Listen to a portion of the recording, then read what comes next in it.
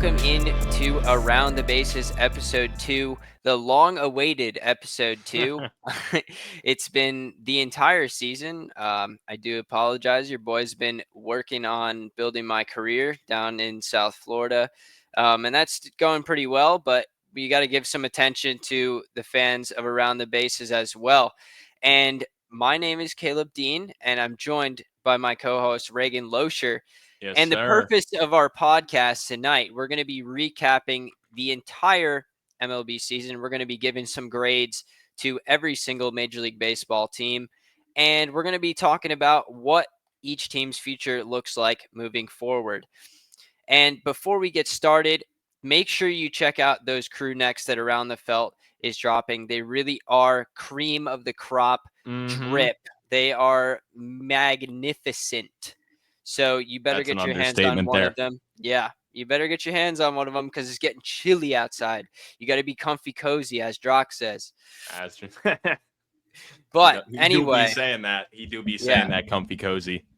But anyway, we're a couple weeks removed here from the MLB season, but I don't care. Baseball's always on my mind, so I'm always down to talk about it. And I'm doing this for myself. I'm doing this for you guys, and let's talk some baseball. Let's hop right in. National League East, the Phillies. The Phillies won the National League East. Their record was 95-67. They made it to the National League Division Series, and I'm going to give them a B- for their season because they fell short again. They've put themselves in a position to compete the past few years, and they just haven't gotten over the hump. And in my opinion, they took a step back this year. They basically ran the same squad out there again this year, not too many modifications there, but they couldn't get it done. When they went up against the Mets in the NLDS, I knew the Mets were going to win. I don't know why. I just had a feeling. And sure enough, the Mets kind of embarrassed the Phillies. The Phillies kind of looked lifeless in that series. Their bullpen exploded. I believe they posted up like an 11.0 ERA in the postseason, which just opened the gates for the Mets. But, I mean, in the regular season, you got to give the Phillies props. They were on pace for 114 wins on June 8th. I remember I made a reel about it. Maybe some of you saw it, how dominant the Phillies were looking. But they kind of fell off a cliff in the second half. They only went 51-51, including the postseason from that June 8th deadline right there. So, Reagan, I'm wondering if you have any impressions on the Phillies, any guys who stood out to you?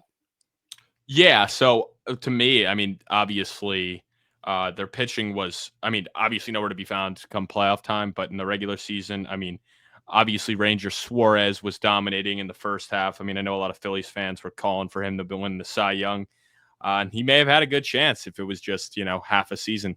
But Yeah, in true, the MLB, exactly. it's not 80 games. It's 162. And obviously Wheeler, their true ace on the mound, had an incredible year.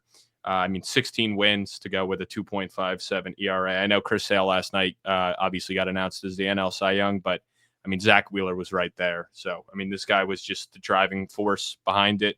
One thing Nola obviously was 14-8, but he just hasn't, to me, been the same. I think a lot of that, like a 3.57 ERA, just a guy that gets a lot of run support. I know his strikeouts were better, and obviously it was much improved from 2023, but he really hasn't looked like he did in that 2022 season. So, and funny enough, in that season, which was honestly one of his better seasons, he went 11-13. So that just speaks to, how wins and losses really aren't a pitcher stat. Yeah. But yeah, I ended up giving them a B- though, or I'm sorry, a B.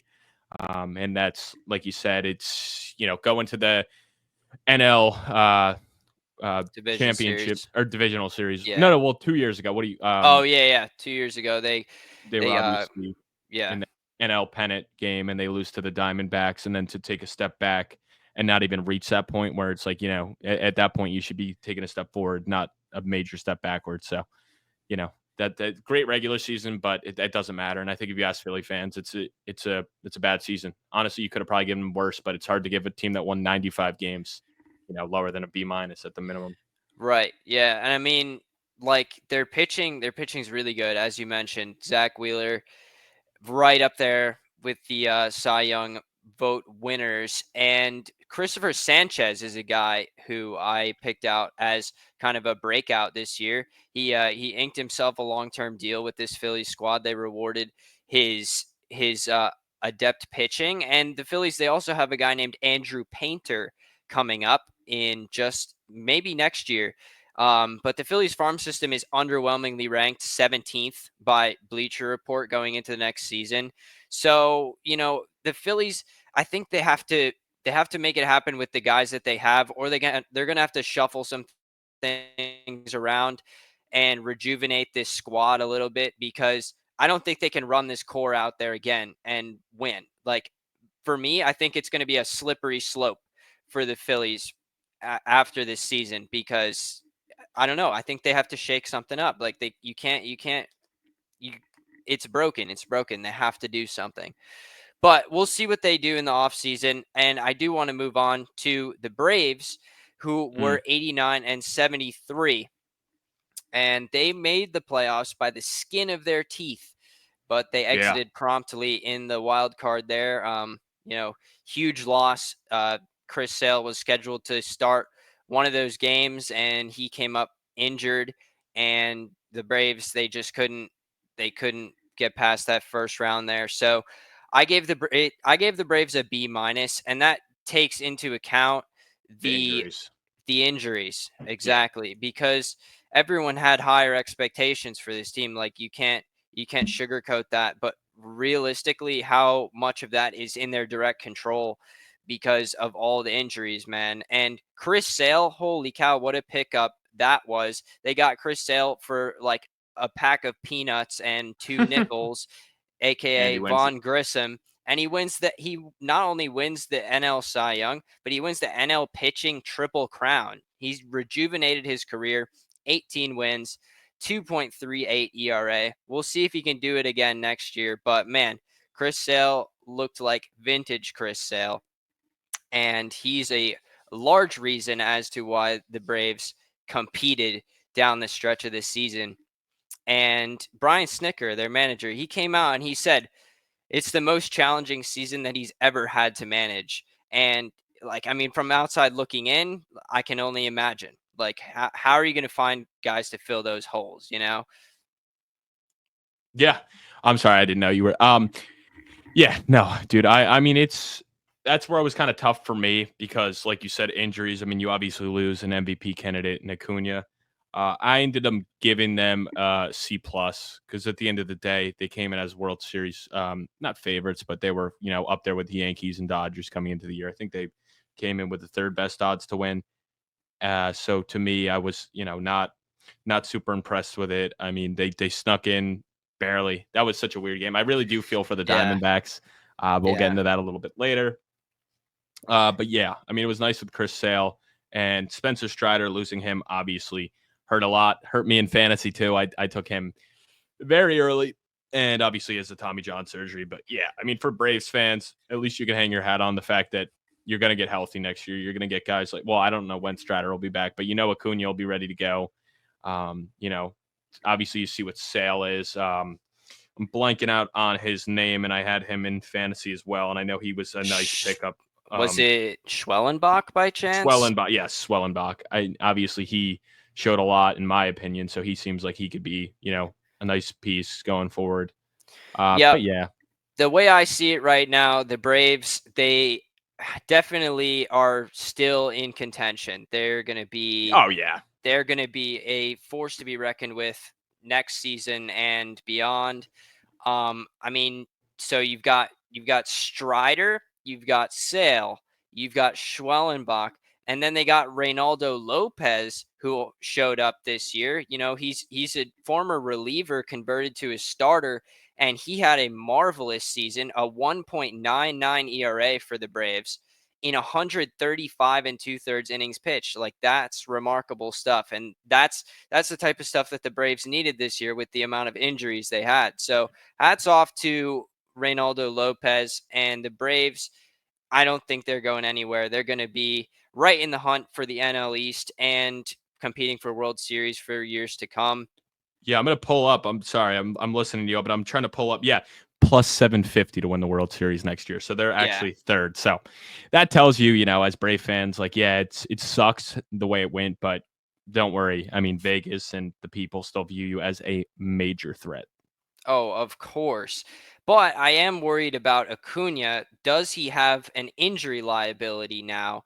Because I mean, we've Yeah, we've true. seen we've seen him blow out his Achilles, both of his Achilles now, and your MVP is only good when he's on the field. He's not going to be Yeah. MVP caliber player when he's not playing. So they're going to need their guys on the field. Um, Yeah, and I mean, as a hitter, I would say he's obviously, the closest thing to Otani. I mean, they're very similar players to me. Obviously, Acuna doesn't pitch, and this is taking out Otani's pitching. And obviously, Acuna is a better fielder than Otani. He doesn't. I mean, he's a DH. But in terms of like that rare ability to hit for power and steal bases, I mean, and the they're like value an he provides. yeah, and I know a lot of that, like a lot of people, especially the old heads. Like I know my dad's like, stealing bases today is not what it was like back then, and that is true. I mean, it's definitely easier to steal bases today, but so what? I mean, these Yeah, I guys are mean, rare. you got to pad those stats. And I mean, if you can, stealing bases is huge because it, gets you out of double play scenarios. It Hmm. gets you in scoring position. And Like, those guys are on a single. Yeah, single. Those guys are in. If they're on right, second base, exactly. it's like a Especially lock. when you have the speed of a guy like Acuna. Like, are you kidding Hmm. me? And he steals 70 of those. That could potentially generate upwards of like 30 runs for a team just by doing that. Yeah, But hey, Reagan, if you have those odds, do me a favor, pull yeah. up Let me pull up what the Mets odds are to win the World Series because we're moving right in to the New the York Mets Mets, the third place team in the NL plus East, 1400. So and plus I think if they get 1400. Soto, that'll obviously change. I feel like that's that middle ground right now, plus 1400, where it's like they got a 50-50 chance to get Soto. So it's like we're not giving them the odds of not having Soto, and we're not giving them the odds of having Soto, where I think they'd be like plus 2000 if they don't get Soto. And if they get Soto, I think they'll be plus 1000. So I think that's what, like, that's my prediction. So I think getting Soto I or not mean, will skyrocket it either way. if you like those plus 1400 odds, like now would be the time. You don't want to wait till Soto is signed. But I Yeah. mean, so as a Mets fan, I've been a Mets fan since as early as I could comprehend baseball. And this 2024 season was the most fun that I've ever had as a Mets fan. It was just like huge clutch play after unbelievable moment after unbelievable moment. And I just had so much fun with all of it. And Oh, I how could gave you not? I gave this team an A, honestly, based on unbiased, based on preseason expectations. Preseason, the Mets were projected to win 80 games. They won 89. They squeaked into the playoffs, and then they clutched up every single time they needed to in the playoffs and pushed themselves into the NLCS, where they ran into the freight train that was the Dodgers. But we'll talk about them later. We're talking about the Mets right now. Lindor, legitimate MVP candidate, 273 average, 33 home runs, 91 RBIs. I've been seeing different like discrepancies in his WAR, but 7.0 wins above replacement is many argue that he is the NL MVP or should have been. Otani was just Yeah. named it, but Otani doesn't play the field, so you could open a whole different can of worms there. But the breakout guy for the Mets, Mark Vientos, are you kidding me? Yes. Are Yes. you kidding me? Yep. 111 games. He hit 266, 27 home runs, 71 RBIs in 111 games. That's a 40 home run pace right there. That's what that is. And let's not forget about how insane his playoffs run was. He hit 5 home runs, knocked in 14 RBIs, which is a franchise record for the Mets in the playoffs.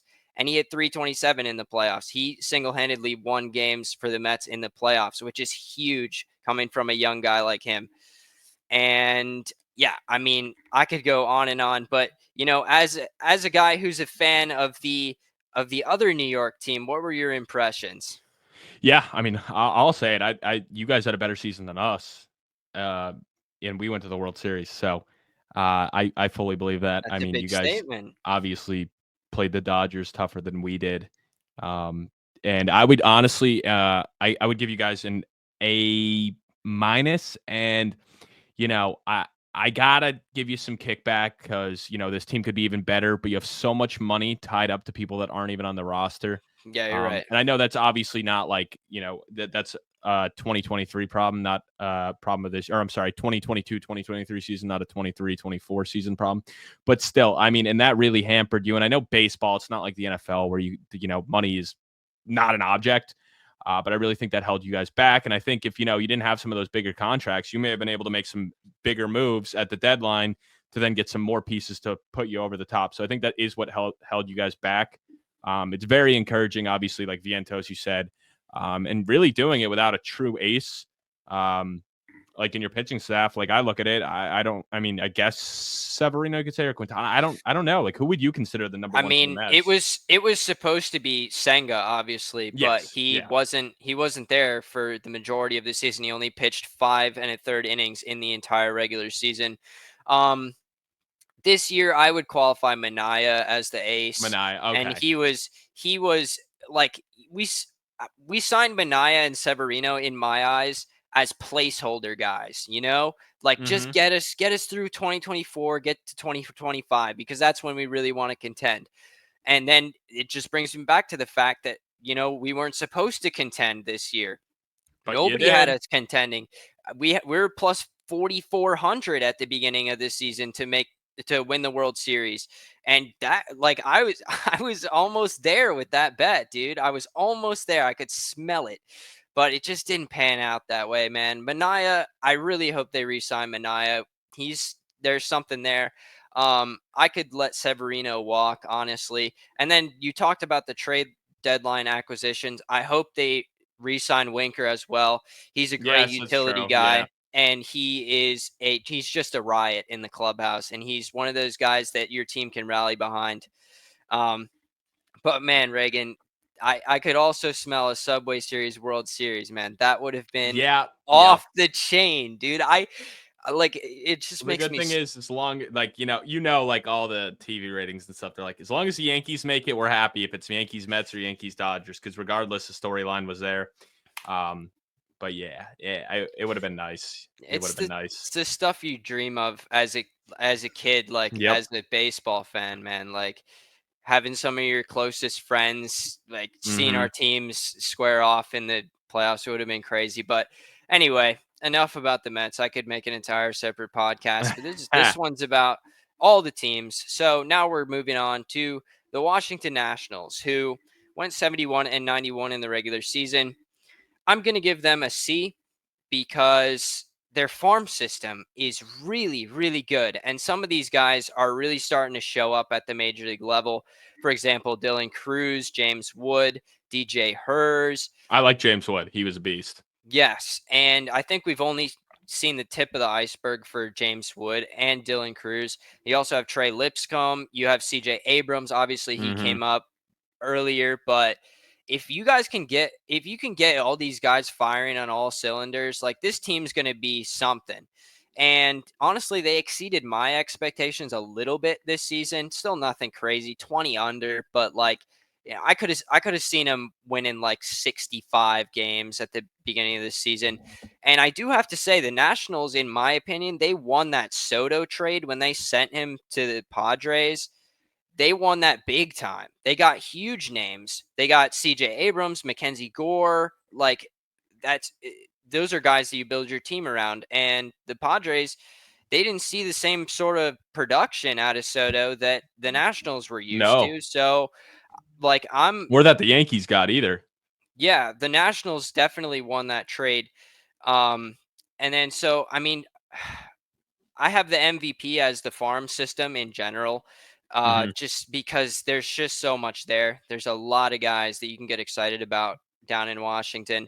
And then your breakout guy, Luis Garcia Jr., the leading offensive producer on the team. He led the team in batting average, hits, RBIs, and on base percentage, and slugging percentage, and OPS.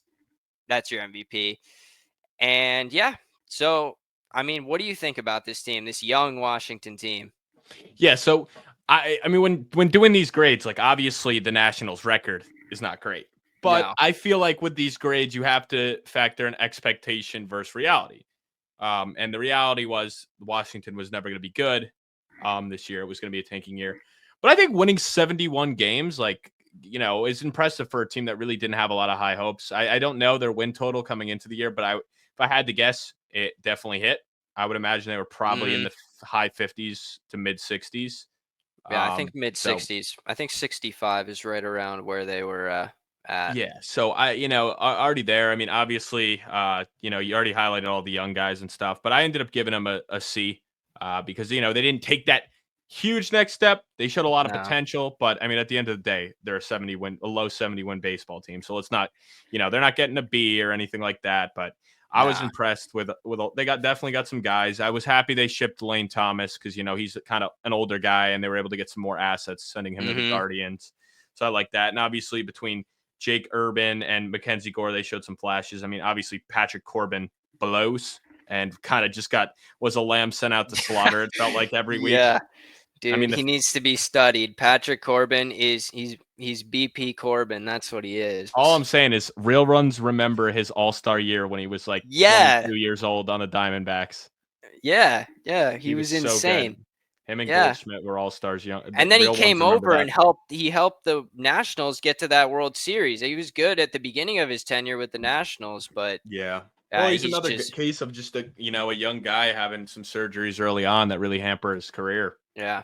Well, lots to look forward to with this team because they're the second youngest team in all of baseball with an average age of 26.4 on their roster. So lots to look forward to there. However, the Marlins, I'm not too sure what I think about this team. I gave them a D minus. The Marlins, it just to me, it felt like they punted the season as soon as they traded Arise early in the year. They were supposed to be good too. Like, Well, yeah, or they like made a pushing a surprise. wild card spot. Yeah, they made a surprise playoff run last year, but they were just nowhere close to that this year. Mm-hmm. Um, I mean, they were without most of their regular pitching staff. Obviously, Alcantara, he's on the IL the whole year. They should have him back close to opening day next year, so that's hopeful for them. But they used 19 different starting pitchers in the regular season, which That's insane. yeah, That's insane. dude, that's not a recipe for success. No, There's no that's insane. consistency there. And Miami's offense, I just can't really remember a time where Miami had a good offense, like a really devastating offense. It's been years. And nothing different this year, honestly. But I mean, guys to look out for. I like Connor Norby a lot. I picked him up late in fantasy. He clutched up a little bit for me. And Jonah Bride, he's another guy. Keep your eyes on those two. And then Jake Berger. I mean, Jake Berger, this guy is like he's like the veteran of this team now, which is crazy to say because he's not a veteran. He's not what you would say qualifies as a veteran, but he is now in a leadership role on this team.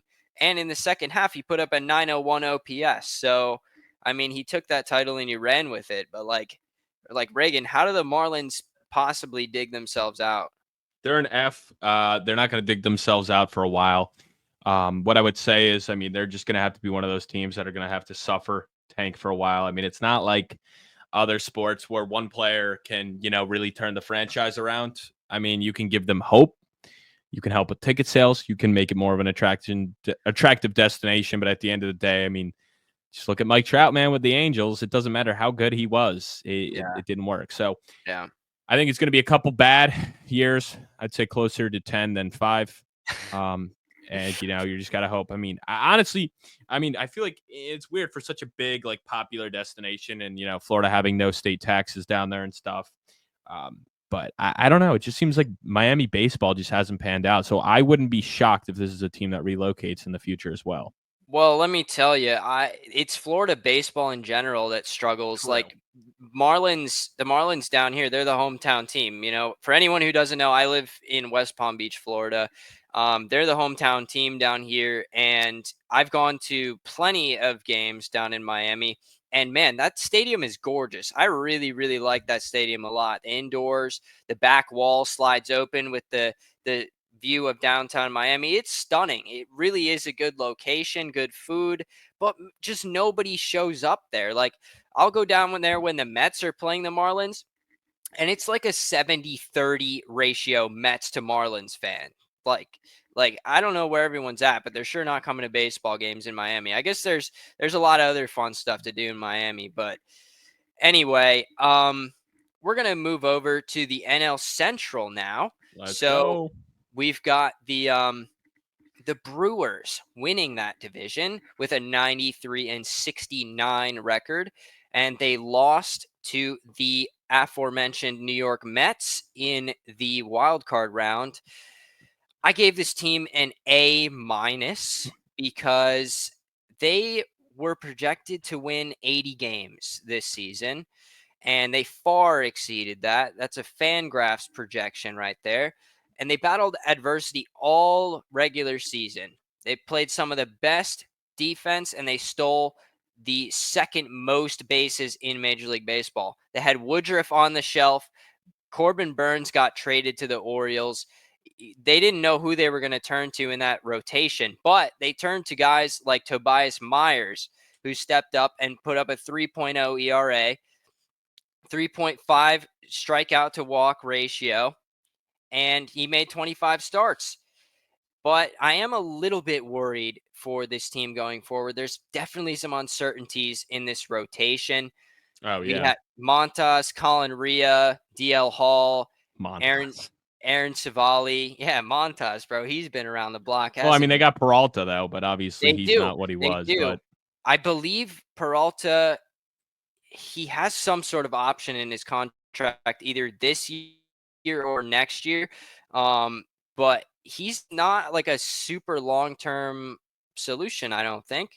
But I'm going to give the yeah, he's MVP of the 28. I Brewers. I'm going mean, to give Yeah, I mean, I would he's still pretty young, honestly. Like he's going to be in the league for another 10 years, but like I'm not sure what the Brewers do with him exactly. yeah, However, if they intend to keep contending, they will definitely keep him. They'll pay him.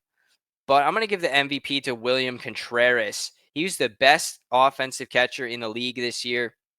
281 batting average, 176 hits to his name, 92 RBIs. That's what pushes your team towards the playoffs. And then, of course, we have to address Jackson Chourio. He looks legit. The Brewers signed him to an 8-year, $82 million contract. which seems like a And steal, I was honestly. just I was just gonna say, Reagan, that looks like a money contract right there for Yeah, the Brewers. Like he's gonna look so underpaid in just a couple years. Chourio, he hit 275 with 21 home runs, 79 RBIs, and he put up a 3.8 WAR, which is very impressive. And yeah, I mean, he also carried them like he almost single-handedly defeated the Mets in the wild card round. Um, and I mean, it's just disappointing for them that they didn't make a playoff push. They overexceeded expectations in the regular season, but then they met the Mets. and they met the Mets. Yeah, I mean, I'll give them an A. I know B plus because like you said, they did overexceed it.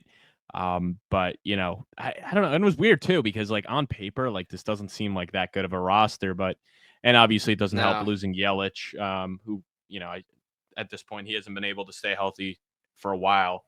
He's been a guy that's been very yeah, injured. he's a Um, shell of his former self, I believe. yeah, because I was so high on the Cubs, obviously, who we'll get into next. So, I mean, coming into the year, I didn't think the Brewers had the firepower to do it, but they just kept finding ways to get it done. And, it's been the kind of the story of the Brewers the past couple of years where, on paper, they weren't the best looking roster, but they just find ways and just keep winning. And then, unfortunately, come playoff time, that luck kind of runs out. And it's like, that's where you need the star power. So, Yeah, and I will say, I hate the MLB format of, 3 games. Like the Brewers won their division and then they're out. Like I know people will be like, well, the NFL is 1 game. Okay, it's 162 games.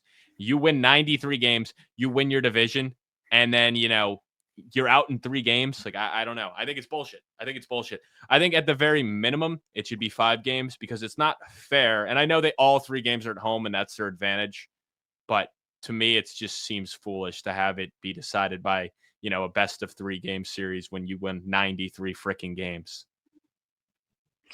Yeah, it does seem like a lot of investment, a lot of time invested just to be knocked out, with a flick of a wrist. But um, yeah, I mean, we could talk about the format all we want, but let's talk about a team that didn't make it into that format, and it's the Cubs.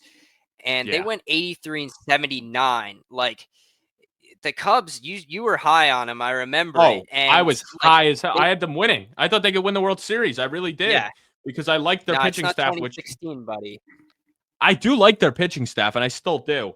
Like, and Yeah, obvious. I mean, it didn't help that Steely, wasn't what he was last year, and I know he was dealing with injuries, and Bellinger had his injuries and stuff, but the bats never got going, and obviously Shota was everything yeah, advertised. he He had a was hell of a great. year, and their pitching really was good. It was the bats that held them back. So I'll let Mm. you get in your spiel. But I mean, damn. And the Cubs just kept hanging around. I'm like, there's a chance they might sneak in. They might sneak in. And obviously they couldn't get it done. Because I think the Mets and Braves had 88 wins and they had 83. So it ended up being closer than it should have been. But they hung around for a while, but at the end of the day, no cigar. Well, the Cubs are tied with the Cardinals in this division, 83 and 79.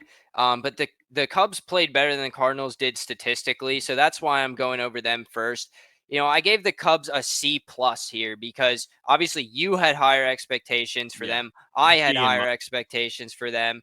Like this team, they have a very solid top three in their rotation now, especially with Shota like solidified there. Mhm.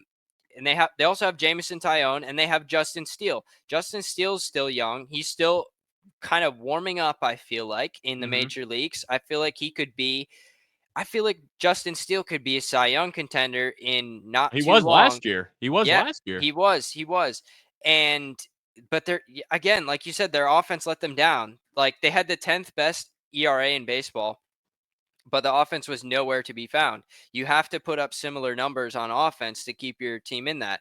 And Cody Bellinger, I'm a huge Cody Bellinger fan. I love this swagger that Cody Bellinger plays with, but he significantly regressed from his 881 OPS season last year.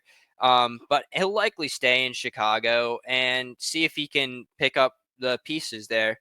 But like this team had a lot of solid performances, like middle of the road, but there were no spectacular performances. There was nothing to push them over that wall of mediocrity that was there.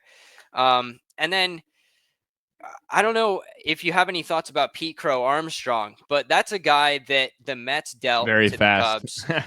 He is, but I don't know. He's kind of cocky in my opinion, and it's a guy that the Mets dealt to the Cubs a number of years ago. I forget the deal that was involved. However, his overall numbers of 237 average, there like he was far from impressive on the offensive side, but I mean he does play good defense, so hopefully the Cubs can round him into form. But uh if you look deeper for in Pete Crow Armstrong, there's reasons for optimism. Like his glove is going to keep him on the field. That's the thing. So he's always going to have opportunities to hit, but the Cubs, they're kind of stuck in the middle ground, in my opinion. Oh, and one more thing, Reagan. I think they overpaid massively for Craig Counsell. Like, why did they pay a manager so much money?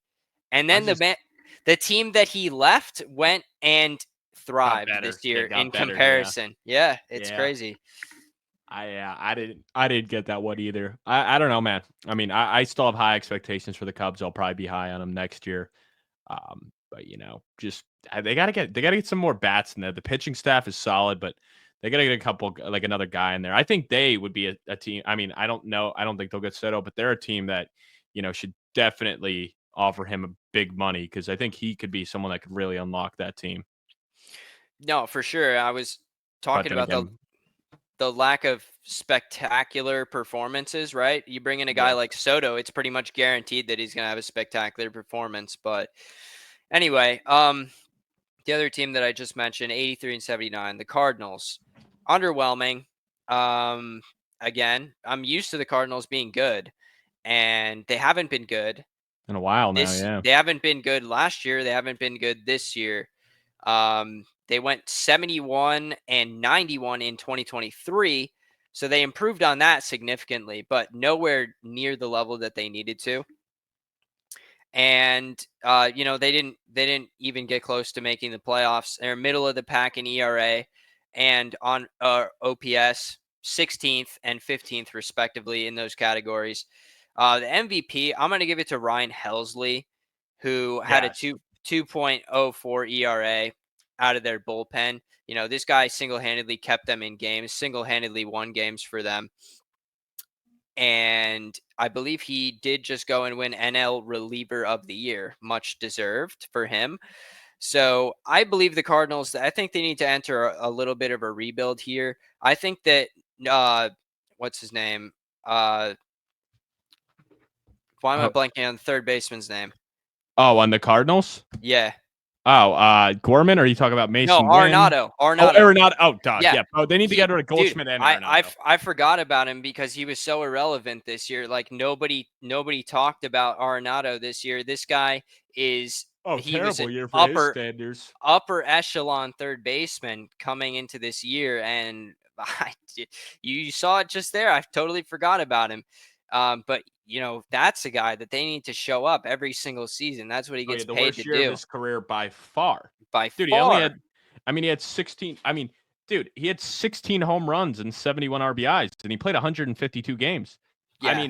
Even in 2014, in 111 games, he had 18 home runs and 61. It's like, honestly, you could say this was worse than his rookie year. The only year that had technically worse numbers was the COVID year, and he was balling out that year. So I don't know. Average went up, but he took a major step back. Goldschmidt was batting 245. And that's the thing. If I'm gone, dude, I think he needs to retire. If I'm the Cardinals, you got to get rid of both of those contracts. I'd go into a rebuild mode. Build around youngsters like Mason Wynn and some of those guys, because Goldschmidt and Arenado, they're not, their window's passing, if not already passed, and they kind of belong on a contender, I guess. And you probably ship them at the deadline. I'm surprised they didn't, but I guess maybe they thought there was still a chance they could compete. Well, so here's the thing. I would give Arenado another year. If he's good at the deadline, but your team's underperforming, maybe you move him at the 2025 trade deadline. But I would give Arenado another year. I think this is really out of character for him. I think he has the capability to pull it back. But that is crazy. I didn't realize how terrible his stats were this year compared to what he had been putting up for as long as I can remember. Like Mark Vientos was a way better player than him in a much smaller sample size. So anyway, let's move on. More mediocrity here in the NL Central. The Reds 77 to 85. This team's just not quite there yet. I'm going to give them a D minus. Like wow. Yeah, they have the pieces, but this is not a complete team. They're lacking the gel, they're lacking the glue here. And their inability to win close games kind of speaks to a testament of potential mismanagement. And that could be a reason why manager David Bell lost his job. They went 15 and 28 in one-run contests. So, you flip that stat, it could have been a whole different season for the Reds here. Oh, yeah. Flip 10 of those games and they're a playoff team. Yeah, Literally. They haven't been to the playoffs outside of the COVID season since 2013. So something's got to get rolling here for the Reds. Obviously, I'm going to give the MVP to De La Cruz. He became the 5th player in MLB history to have a 20 homer, 60 steal season. Honorable mention, I'll say Spencer Steer. He hit 20 home runs and batted in 92. So that's another big offensive threat on this team. No pitching to be found, however, ranked 18th in ERA with a 4.09. And the farm system, not a whole lot to get excited for, ranked 14th in the MLB's midseason ranking. So I'm interested to hear what you have to say about the Cincinnati Reds. Yeah, I'll give them a C because I still think they're young. I didn't have a ton of high hopes. Obviously they got a lot of talent. De La Cruz obviously had a great year. You'd like to see his average go up, and Steer and India seemed that he kind of had a good year for what because he had a lot of bad years since he won Rookie of the Year, obviously. So it was nice to see him bounce back.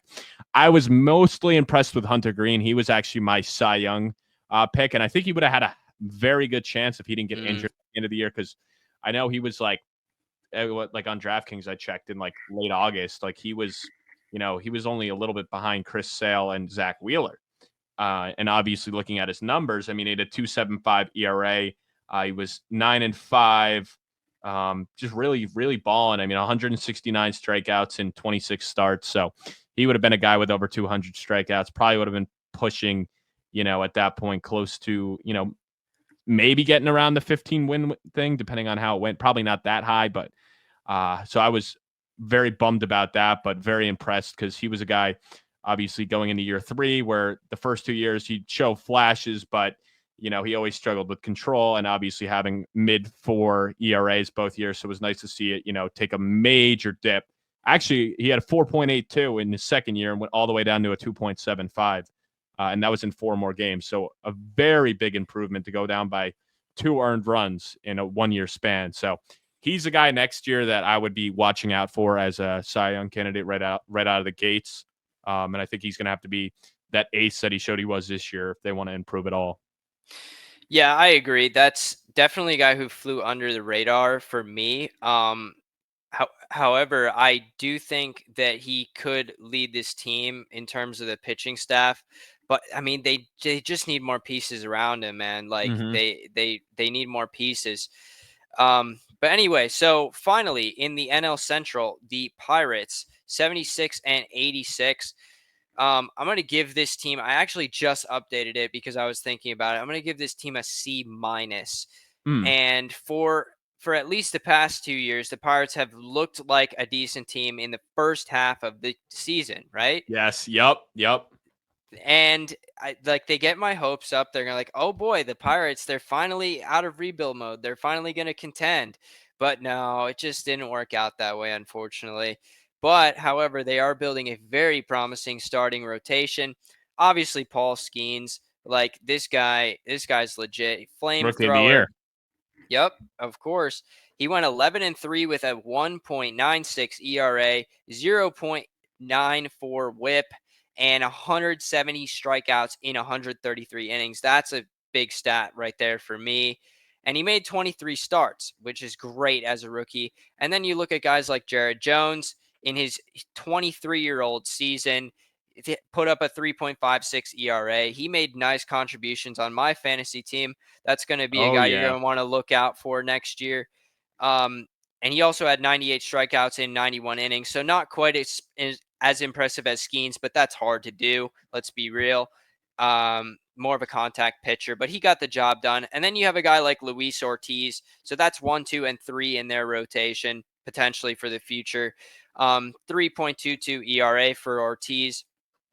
He didn't throw as many innings, only 86 and 2/3 for him, 15 starts. But their ERA was still 20th in the league, despite those top 3 guys looking really solid. So you have to think there's some major bullpen issues going on, which there are. Oh yeah. And their offense was the 3rd worst in the league statistically. Huge disappointments from Jack Sawinski, Henry Davis. Brian Hayes took a huge step back. And McCutcheon's a free agent, right? Everybody forgets that McCutcheon is still in the league. But this guy is impending retirement, in my opinion. Like, how much longer is this guy really going to play? I think if he leaves the Pirates, it's done. I think Yeah, it's I either think he he wants to plays. retire with the Pirates. Yeah. And also, speaking of the bullpen, I mean, just to add to that, I mean, their closer, David Bender, had 8 losses alone. Like, he Mm-hmm. blew so many. He only had 23 saves. So, I mean, that's something they really need He, to address next year is he get blew some 7 more. or 8 saves, I believe, right? Yeah, he had 8 losses in total. I mean, it's only 23 saves. So, I mean, if you're, blowing 1 out of every 4 save opportunities, I mean, that's not good. That's not good. No. It's got to be, at least 1 out of every 10. Even then, that's still not great. And then I will like to add. I mean, I gave him a C minus because they got Okay, some we're in nice agreement there. pitches. Like, and I was leaning D plus. I mean, they got some nice pieces. I mean, obviously batter wise, it seemed like it was Brian Reynolds for every major stat. Obviously, he's only 29, so he had a hell of a year. And O'Neal Cruz, like,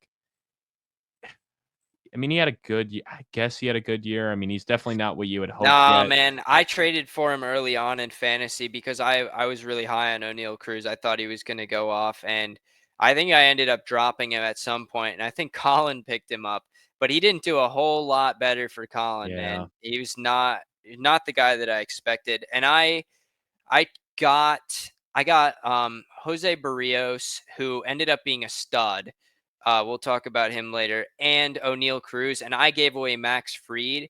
So honestly, that trade wasn't terrible for me, but had O'Neal Cruz like showed up, I would have hands down won that trade.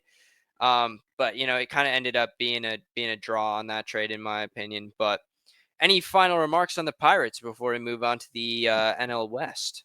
No, I'm good, brother. Let's move on. Alrighty, so NL West, of course, sitting A atop the plus. NL A West. Yeah, plus. this is the only A plus on the list, brother. Yeah, how could it not be? Dodgers, 98 and 64 regular season record, world champions. And sorry, this one's gonna hit close to home, Reagan. But this team did what the 2022 Mets could not do. This team went out and spent unworldly amounts of money, and they actually did win a championship. Now, if you recall, the Mets won 101 games in 2022 after going out and signing, the highest annual value contracts ever in Major League history, just to blow it in the wild card round. But the Dodgers, they did it. They went out and spent all this money, and they got the desired result. And that may all be impressive, but they also did it without guys for the most part, like Tyler Glasnow. Tyler Glasnow is a guy that they got from the Rays, and he has struggled with injuries. Like, he was there, but he wasn't fully there for this season.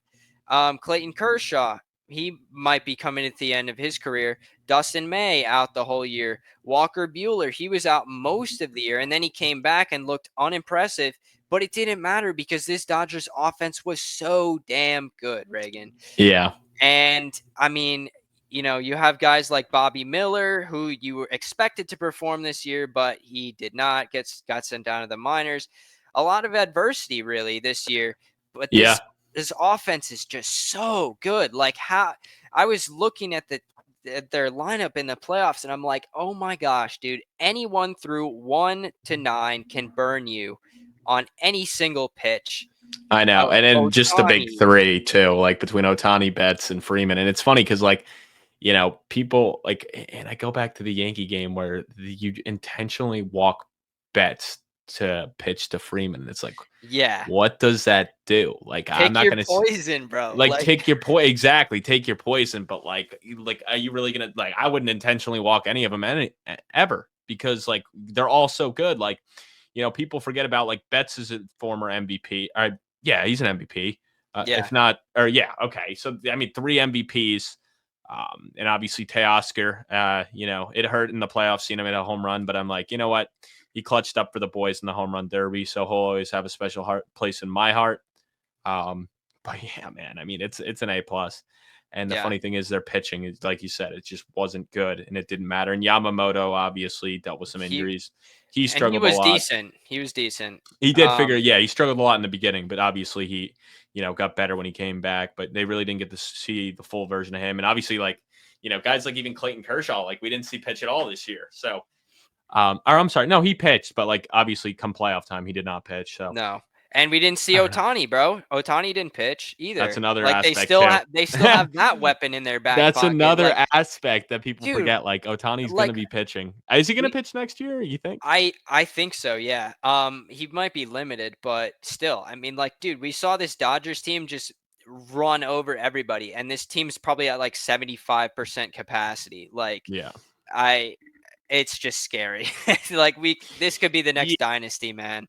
Yeah, Um, I'd say so. Yeah. but I just obviously, of course, I want to talk about Otani because Otani, he's the man, whether you like him or not. Like, he's a really freaking good baseball player, generational talent. I'm not sure we'll ever see anything else like it.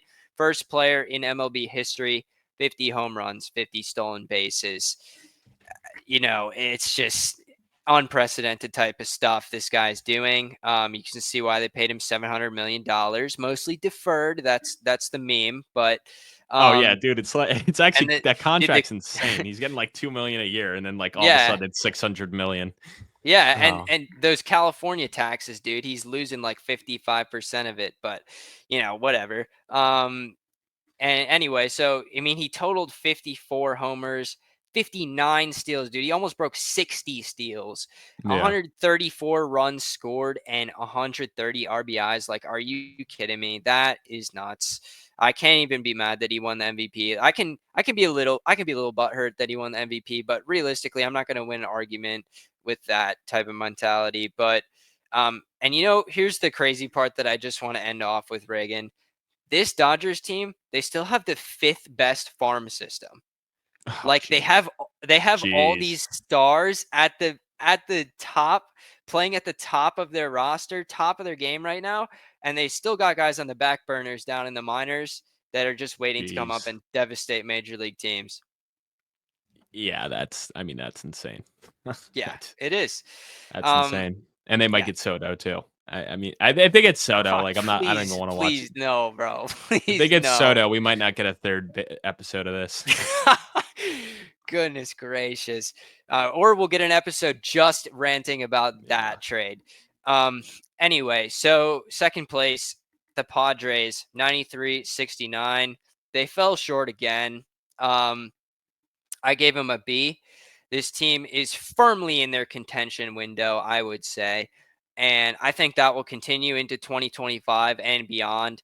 Their team OPS was 745. That's sixth best in Major League Baseball. They have a very solid rotation. Dylan Cease, Michael King, Joe Musgrove, Yu Darvish. I know Yu Darvish, he's getting up there in years, but still, like King is the guy that stood out for me, the kind of Yeah. surprise They got from performer Soto. there. Yeah, no, exactly. He had a remarkable season with a 2.85 ERA across 170 and a third innings. And then, of course, you got to talk about Jackson Merrill, who was Mm-hmm. contending for Rookie of the Year. His ascension, very noteworthy there. Second in the Rookie of the Year running most of the year. Finished with 24 homers, 16 stolen bases, 292 average. That's very good stuff to see from a rookie. And then Jurickson Profar as well. Yeah, Jurickson Profar. what a resurgence from him. And I mean, it's pretty rare because obviously, I mean, I believe he's in. I mean, I know he's. I believe that was almost year 10 for him. Yeah, he came into the league in 2012. And I mean, this is by far like his best season, and it's not even close. So what a year for him. I mean, this is only the third time ever he had over 20 home runs. I mean, the RBIs were up there, the average. I mean, this was by far the best season for him. And he was a high drafted guy. So that really stuck out to me. Yeah, His, no. and you don't see that when you're in your 30s to have that kind of that kind of jump. Are I you mean, looking at his stats right now? Because if I recall, he like hadn't broken like 20 home runs in quite a few years. oh yeah, it was no, it was I just had it up. The last time he did it was in 2019 with the A's. Yeah. So, but he came in the league in 2012. So, I mean, that just tells you, to be having, what year is this? 1, 2, 3, 4, 5, 6, 7, 8, 9, 10, 11, 12. The year 12 breakout, I guess. Yeah, The classic. classic, the Yeah. classic. Yep. And just this is a team that I was like, I don't know, I'm kind of a Padres hater just because of what they've done to the Mets in the past, but coming into the World Series, or not the World Series, rather, the playoffs. And when I was looking at setting up my bracket, I was like, can this Padres team make a run? And I said no, and they didn't. They didn't make a run, but I was this They were close. I was like, close. Hey, I man, was I mean, I was thinking about it. I was like, is this Padres team going to show up against? Are they going to be able to take down the Dodgers? Or and they like, almost did. They got up 2-1. I mean, yeah, they should have won that. I mean, I shouldn't say that, but in my opinion, I gave them an A. I was very impressed with the season. I mean, they were the only team that really actually made the Dodgers look beatable. I mean, they were like the Mets and Yankees. Like, the Mets obviously put up a better fight, but between the Mets and Yankees, they really didn't give the Dodgers too big of a test. And the Padres obviously had them like, two opportunities to beat the Dodgers in advance. Yeah. So I was super impressed with it coming into the year. I didn't even think it was going to be a playoff team. I mean, other people might think they were. Obviously, they got a lot of star power. So I like some of the moves they made. I'm very excited for this team in the future. I'm actually curious what their World Series odds are. But I mean, to me, they looked like the second best team out of anyone in the league this year, in my opinion. So they actually got the highest grade outside of the Dodgers for me at an A, plus Alrighty. 1,500 next year. Plus 15. Yeah. Yeah. So Yeah. I mean, they have all the pieces there. I think. Like, just need there's not. Tatis to stay healthy too. Yeah, they really do. But anyway, I want to move on to the Diamondbacks here. The Yeah, this Diamondbacks, one hurts me a yeah, lot. this one was puzzling for me, man. Like 89-73 on paper, like that's a great record. And I feel like this team took steps forward and steps back at the same time. I'm going to give them a B minus just because their offense, they scored the most runs out of anybody in the entire league. Which is insane for a But they non-playoff team. Yeah, exactly. Like their offense and pitching stats are two opposite ends of the spectrum, right? Yeah, Like most runs scored, second best team in OPS, but the fourth worst in staff ERA. Like you have to have at least middle of the road pitching to make any sort of run in the playoffs. Um, I mean, don't even get me started on Jordan Montgomery. That was such a oh, terrible yeah. signing. Um, thank goodness for the D-backs that they only signed him to a 1-year deal because that dude was a clunker this year. Holy cow. Well, not even S- that. I mean, Gallen taking a major step back hurts Yeah. you too. He was still solid though with 3.56 ERA, but Yeah, but still, I mean, he was like a Cy Young candidate last year. He's got to be pushing like sub 3. I mean, yeah. like for what he is and what he's been. And I mean, obviously Merrill Kelly missed some time and didn't look the same either. And Eduardo Rodriguez, obviously they brought in as well. Didn't see a lot. So a lot of, like you said with Montgomery, a lot of guys they brought in that just did not pan out. Yeah. Eduardo Rodriguez, 5.04 ERA. And then another guy I want to talk about on that pitching staff, Brandon Pfaadt, who Oh, there you pitched go. he pitched the most innings out of anybody on the staff, but his ERA was approaching 5. Like this guy was a hero in the playoffs last year for the Diamondbacks, but he just couldn't pull it together this year for them. But I mean, you can't take anything away from their offense, really. Like this team's going to be right back in it if they can figure out their pitching. Like their offense was lethal. Ketel Marte, 36 homers, 95 RBIs. That 36 homers, I believe that's his career high. I'll check Um, real quick. and then Corbin Carroll, who Yep, obviously career high. turned Corbin Carroll turned heads last year. Um, and he had a terrible first half, but he really picked it up in the second half, ended up with a 258 average, 17 home runs, still got those 35 steals. So that being I mean, he said, kind of hit a sophomore. Yeah, he had a sophomore slump for sure. yeah, and you can expect him to bounce back. So if you're gonna have Corbin Carroll firing on all cylinders, then this team's just gonna get more deadly on offense. And then you have a guy like Christian Walker, who I've been a fan of. He's incredibly underrated. Still an 8.03 OPS, 26 homers, 84 RBIs. And I don't think Christian Walker's hit his ceiling yet, honestly, if we're being real. If Pete Alonso were to leave the New York Mets, Christian Walker's totally a guy that I would like to see the Mets pick up for that first base job if they're not going to Yeah, ship. he's a free agent. Yeah, if they're not going to ship Mark Vientos over to first base, I would love to see them pick up Christian Walker. I think that would be a valid replacement. And like I said, I think Christian Walker has not hit his ceiling. So, Well, it's crazy because he really didn't do a ton he had one good year in his first 7 years, and then all of a sudden it clicked in year 8, and he hasn't looked back. I mean, he's hit over 100 home runs, obviously, or I'm sorry, just shy of 100 home runs over the past 3 years, and just shy of over 300 RBI. So he's been one of the better power bats in the league, like you're saying, very underrated. So somebody's going to pay him, I think, the bag. oh yeah, for sure, and he deserves it. Not gonna lie. But let's move on from the Diamondbacks. So next we have the San Francisco Giants, 80-82 regular season record. This team is the definition of mid for me. Not going to spend a whole lot of time here. C minus for the Giants. Like this team just went missing this year. I feel like I did not hear anything about this team. Usually, like, this is a big franchise, big market, and you did not hear a lot about the Giants this year. Not a whole lot to get excited about. Matt Chapman, he had a little bit of a resurgence in his career, and he was rewarded with a contract, but I don't know if that's a good contract. I think Matt Chapman might go back to his washed ways after this year, but we'll see. Snell, he missed time. He missed significant time, but Blake Snell posted a career high 34.7 strikeout rate, which is a good sign for him moving forward. I don't know where Snell's going to be next year. That's another player I'd love to see the Mets pick up, but A lot of teams could use a guy like that. yeah. And then, some young guys you get really excited about. Tyler Fitzgerald, 8.31 OPS, 15 homers, 17 RBI, or 17 stolen bases rather. And that was only over like half a season, slightly less than half a season.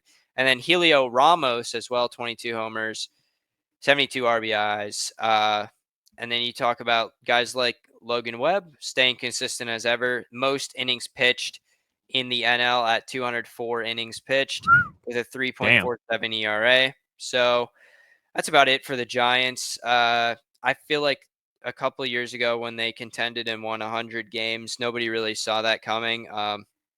This team's definitely missing some pieces. So I'm wondering what you think they're going to do moving forward. Yeah, I mean they're at a weird spot for sure. I mean they don't have a lot of ton of young talent that I'm in love with or anything like that. And obviously in one of the toughest divisions in baseball because I feel like any moves they can make, like at best they're still four. Because obviously you got teams like the Dodgers and Padres and Diamondbacks that are just juggernauts with such star power. Because even with the Diamondbacks obviously missing the playoffs. That's still close to a 90 win team there, coming off of a World Series loss. So it's tough, man. I mean, I wouldn't hate seeing the Giants rebuild because, there's not a whole lot of guys there and a lot of like older guys who, we've seen flashes like between, they had Jorge Solar and they had Jock Peterson. Or no, I'm sorry. No, yeah, Jock Peterson was on the team this year, no? No, he's on the D-backs, I Oh yeah, believe. he was on the D-backs. I'm thinking 2 Yeah. years ago. But in some of those older guys, I mean, it was nice seeing what Ramos was able to do. But I don't know. I mean, I'd imagine they let Snell go. I don't think they'll re-sign him. No, me neither. And then Logan Webb's obviously a guy to build around, but I don't know. I mean, it's just gonna be tough. They're in such a tough division, so Yeah. and I think them not getting Aaron Judge when they were kind of going all in for them really kind of set them back as well. Arson Judge Yeah. to San Francisco. All right, but anyway, another team.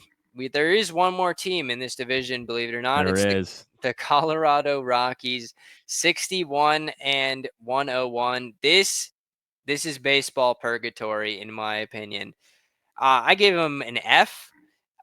This ownership group just refuses to want to contend. Like, I believe that they have the resources, but like, I don't know. This is just not the right people to be running this team. They have a beautiful location, a beautiful stadium, passionate fans, yet they just are there for the ticket sales, I guess. Like, you don't want your team to win games, fine, whatever.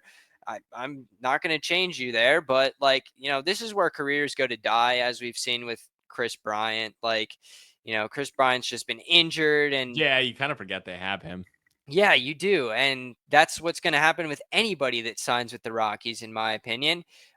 Dead last in team ERA. This team, honestly, I couldn't name one pitcher like off the top of my head on their pitching staff because they were just all no names. And combined, they put up a 5.48 ERA, which isn't going to get you many wins in the Major League Baseball. However, the No. offense was good enough for 15th in the league. But you have to take into account that they play at Coors Field, right? Where the air is thinner, it's a boom box, lots of home runs go out there. But they're the second worst offense when they played on the road. So they play anywhere else other than Coors Field, they're terrible and they're horribly beatable. Um, and then you look at guys like Ryan McMahon, who put up elite stats in the first half, and the ownership group just refuses to trade him at the deadline. And he just sits there and rots. And he hits 100, or he hits 188 in the second half with 6 home runs. Like, what are we doing to this guy's career? Like, I don't understand it. But then, Ezekiel Tovar, Brenton Doyle, bright Yeah. spots. But Yes, for sure. Both guys are studs. yeah, and I Especially think Doyle, man. Well, actually, I mean, really both, but Doyle had that nice, blend of power and speed, which you love to see. that both of them deserve better than this Well, team. Tovar, they gave the big deal to. I know they gave him like a 10-year contract, but with him only being 23 and only just turning 23 in August, it makes sense to pay him early. Yeah, Tovar kind of reminds me of a little bit like of a Javi Baez type player. Mm-hmm. And hopefully, I mean, with the high strikeout rate, I hope this kid can keep it together in years Yeah, moving 200 forward. strikeouts and 60. Yeah, I mean, he almost was striking out 1 out of every 3 at bats. yeah. But he did have that's the funny thing. He batted 270, but, still had 200 strikeouts. So, like you said, I mean, a lot of hits, but a lot of strikeouts.